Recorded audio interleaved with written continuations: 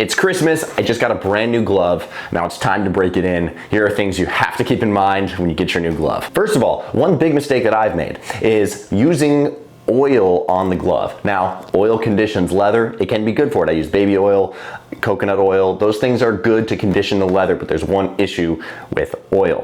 When I used too much of it, my glove became super heavy and there was no way for me to make it light again. Nobody wants a heavy glove. It makes things harder than it should be. So it's okay to condition your glove and use maybe a little bit of oil-based conditioner. If it is oil-based, you have to be careful and you can't put too much on the glove. Okay, so if you can't use oil on your glove, then what should you use to condition your glove? This is where I personally recommend you use a petroleum-based conditioner. It can be a baseball glove specific leather conditioner. The Nocona glove conditioner I personally really like and I've used for many years, but it really could be anything. It could be any kind of glove conditioner that's petroleum based. The reason you want to use something petroleum based is because it won't make the glove heavy.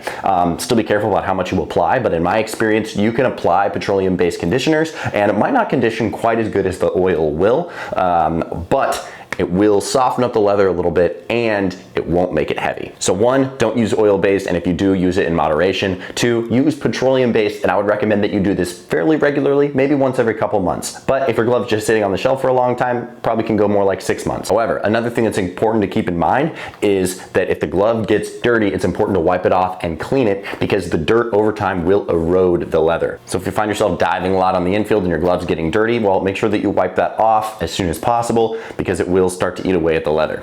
Next up, how to break in the glove. I've seen all kinds of stuff. If you heat up the leather, yes, it is going to become a lot more pliable and loose, but I don't recommend that you necessarily do that. I recommend that you use this glove and break it in normally, do it the long way. If I have a nice glove like this that I love, then I want to make sure that I take care of it, and the best way to break in a glove to make it last a long time and fit your hand perfectly is just to play catch. But if we just play catch and do it the right way, it's still possible that we're maybe breaking in our glove the wrong way, and that's where something might be our fault and not the glove's fault. So here are some common mistakes that I see when people are breaking in their glove. First of all, when you close your hand in the glove, it should be closing your thumb to your ring finger. That results in this kind of close. Now on the infield, we specifically want this. If you close more like your thumb to your pointer finger, you're gonna have way less pocket to work with. And if you catch the ball right here, it's not gonna stay in your glove. Now on the infield, you also don't wanna go to the other end of the extreme. It's also possible that you close your thumb to your pinky right here. And now you have a ton of pocket, but now you're gonna get the ball lost in your glove. And on the infield, we almost want a slightly shallow pocket so that our transfers will be better. So here's my recommendation. If you're on the infield, close your thumb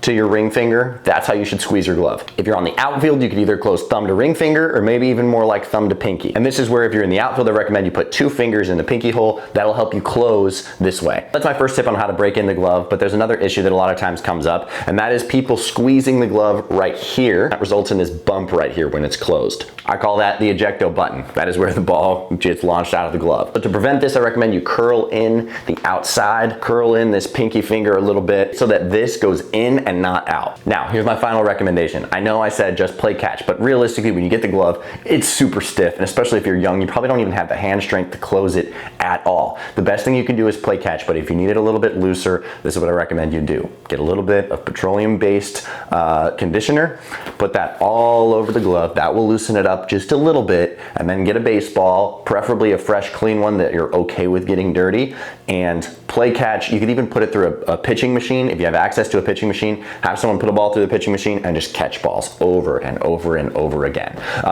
You can also, to make this easier on your hand in the process, wear a batting glove inside of your glove, and this will kind of help prevent the rubbing, because usually when gloves are new, the leather is a lot stiffer, and on the inside part of the hand, I've gotten the back of my hand rubbed raw before from catching a ball in a machine over and over and over again before the glove was broken in. So that's another thing. Maybe put a batting glove on, put that in your glove, then go and catch as many baseballs as you can off of a machine. If you do all these things, I promise your glove will be looking beautiful like this one. So when you get your new glove from Headbanger Sports and it looks perfect, you can tell them RAC taught me.